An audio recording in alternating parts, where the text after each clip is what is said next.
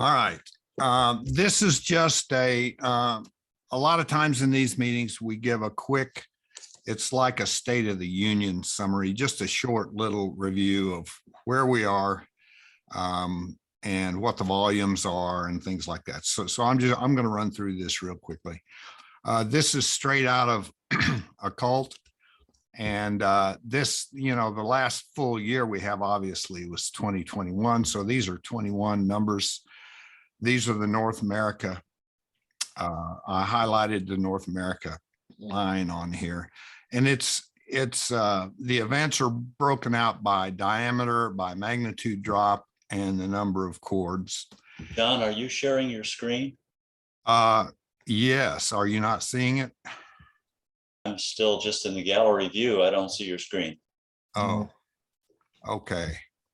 Now we're beginning to see it. Just all right, here the presentation. How about that? Is that full screen now? Sorry, that's great. Thanks. I got ahead of myself. So anyway, this was the first chart I was showing. So you haven't missed anything. This is year 2021.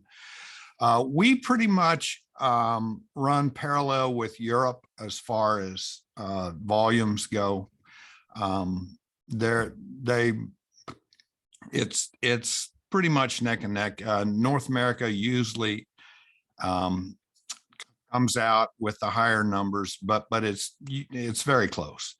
And so this is the worldwide number, and then I'll have some other summaries, but it is interesting to compare the different regions and how they compare with like the size of asteroids that they typically end up recording and all that. It's an interesting chart that shows the totals for 2021. This is our North American observers with 20 or more observations. I put Bill Hanna on here. I consider Bill Hanna our guy, recognizing that most of his reports are going to Australia because that's where his remote observatory is. However, he is definitely cranking them out. I wanted to recognize the effort that he produces. And then, so I included him on this chart. And then of course, Paul Maley, we have Paul's the perennial leader in positives and overall reports many times. Now these numbers, again, they're from the Occult database. And as Dave said, only fitted events are included. So these are probably a little below what you might have if you've kept track of the number of reports that you've submitted. These are probably going to be slightly below that just because there's a bit of a filter applied. The next the next four are observers that do a lot of multi-core deployments. Okay, so and that's, we get a tremendous, that second chord and third chord on any event provides, it punches way above its weight. It produces, if we get two chords versus one, it's really more than twice as valuable. We get a lot of good information from that, like the orientation of the asteroid and all that we don't get from a single chord. So the multi-chord observers are very much appreciated. We get into also some of the guys that are fixed site, and it's amazing the numbers and the productivity of some of our fixed site observers. George Viscomi is one. Now George does go remote occasionally, but Dave Esper certainly has for years. He just cranked out an enormous number of observations, and then he's been transitioning. He moved from his home in the Midwest to down to Tucson. And I think he's all set up and online again. So I'm sure that he'll be, again, he'll remain on this list. Ted does a lot of, Ted Blank does a lot of multi-chord deployments, multi-station pre-points And then there's just these real regular guys that are just out doing it every night. And it goes all the way down to the people that have reported at least 20 for last year. So that's that chart. These numbers tend to go up every year for just across the board. This is worldwide positive events. Now, the one I showed, the one I opened with, the 1373 total worldwide, is this column right here. 2022 on this chart and the next is kind of a projection by me, because, you know, obviously I don't have the full 2022 calendar year in yet. But these numbers for previous years are all straight out of occult, and you see how the increase is trending upward. And we'll talk a little more about that and some unique challenges that it presents as we go on. This is North America. Again, this number is a projection by me. We were, at the time I put this together over the last week, we had topped 300. So I'm projecting another 250. I think this may be conservative. We're getting into a period, longer nights activity, and it's all this is obviously weather dependent. So it's impossible to with any precision, but historically, if you just look at the slope, I've been pretty conservative on this number. We could blow by that pretty easily, but it really took off a couple of years ago, and there's no sign that it's slowing down. I would say that as an organization, especially the North America region of IOTA is healthy and growing. We saw a tremendous increase in the accuracy of the predictions when Gaia came out. I started pre-Gaia, and I don't want to admit how many months it took me to go get my first positive, but you know, there weren't that many rank 100 events to go after, where now it seems like if it's not rank 100, sometimes you tend to kind of dismiss them. So Gaia's had a tremendously positive impact, and we were told that was going to happen, and indeed it did. With the enhancements to Occult Watcher and the other related prediction software, the multiple feed options, anybody that's watching can see what the Arizona feed is, which is just, I mean, that's brand new, and it's a huge source of opportunities for that group. And we're seeing a lot of, well, one of the single biggest changes just in my short tenure, which I've been doing this, I'm coming up on 4 years, and is the increase in the personal predictions. And people are really exploiting occult and generating their own observation lists and having a lot of success. And so that's very positive, and that's driving the numbers up. Occult itself is an amazing amalgamation of programs. It does so much, and Dave Harold is certainly just done a yeoman's job of not just maintaining it, but enhancing it. And, you know, I don't know of anybody that's not taking advantage of occult these days to help crank out predictions. Occult Watcher Cloud, and Occult Watcher Mobile has had tremendous amount of development effort and continues to. I know Hristo is a very busy guy, and you know, this is an area that will continue to evolve, and some of that's being forced by changes on the web and to the browsers and to what Microsoft is doing, and you know, whatever. But it's just, these are all tremendous tools. I've really enjoyed using the Cult Watcher Mobile, and I can record the results of my observation before my recording ends after I see it blink, if it's a positive. So, you know, kudos to Haristo for all the work he's done. Of course, PieMovie, Pio, Tangra, AOTA have all had significant improvements, usability improvements, functional improvements over the last year. These guys are all to be saluted for their efforts and their talent. Tony and Bob kind of worked together on Pio and PieMovie, and of course, Hristo on Tangra and Dave with AOTA. And, you know, I see no reason why that improvement won't continue as well.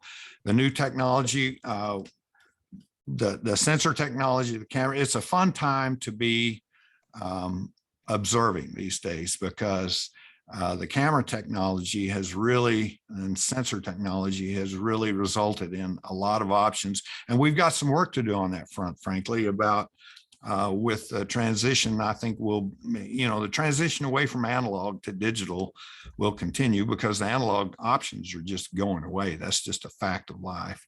So we've worked on, I've worked with Bob Anderson and Tony and others. We will continue to develop in that area as well. Again, our fixed site observers are unbelievably, when you think about a site that's not mobile and the productivity we get out of these sites these days, it's really impressive. We've had a lot of new observers come online just in the last 12, 18 months. And I mean, these guys have hit the ground running. It's very impressive.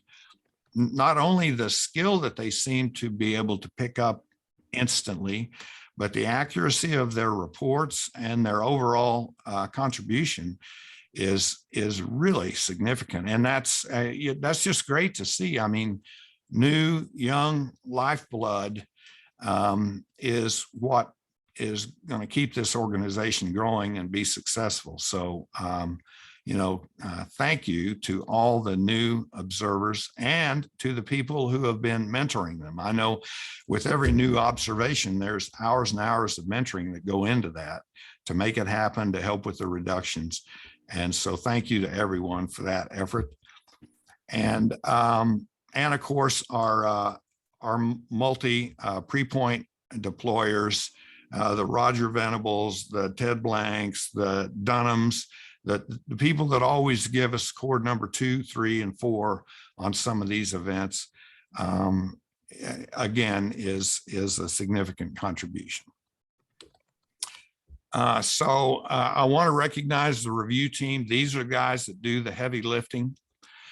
Norm Carlson has graciously accepted my invitation to take over as coordinator. I'm going to be transitioning out of this role, handing the reins over to Norm, probably within the next month or so. Norm and I are working on that right now. He's been a member of the review team for the past several months, and he's ready to take over.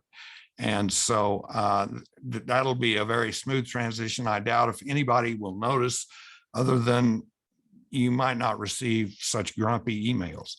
Of course, Jerry Bardecker out by Lake Tahoe, Bob Dunford up by Chicago. Norm is based out of Tucson.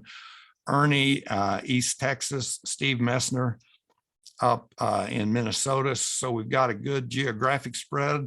It's a great team, and they really, really, there's not a day goes by that these guys, at least one or two of them, aren't working on something for the group as a total. Tony, of course, is I've dubbed him the Shadow Whisperer. He's the guy that can pull a positive out of goats behind. He does a great job as our analyst for difficult observations. And then we have Team Tangra, that a lot of times on a difficult event, we're asked to take a look at it using a different tool and see if we can confirm what we're seeing with the original reduction. And so for good deep Tanger skills, we rely on the Waco duo, Johnny Barton and Dave Eisfeld, and these guys have done numerous reductions for me and really helped out. And that's really the end of my summary. What I wanted to do at the end, Norm, if you're ready, you can just activate your microphone if you want to say hello to the group.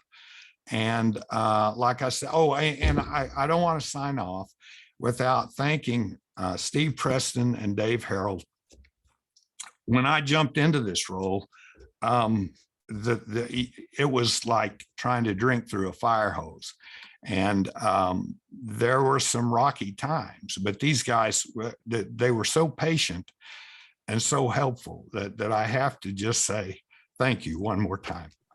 Okay, Norm, it's yours. Oh, okay. Thanks, John. Yeah, I'll be very, very brief here because I know we've got some more good talks going, but just wanted to say hello. I'll be trying to fill John's shoes, which maybe with a whole lot of therapy and about 3 weeks of training and being patient and calm, I might be able to do it, but he's done an unbelievable job as far as I can see. But as far as I go, my background, just been doing asteroid occultations for about 2.5 years. Back in 1969, I did some Grays occultations. Then there was a brief 50-year gap in my resume, well, family and college and career and such. But I'm back into it and on the learning curve. And it's and during that career time, I was working as a electrical and electromagnetic geophysicist in exploration.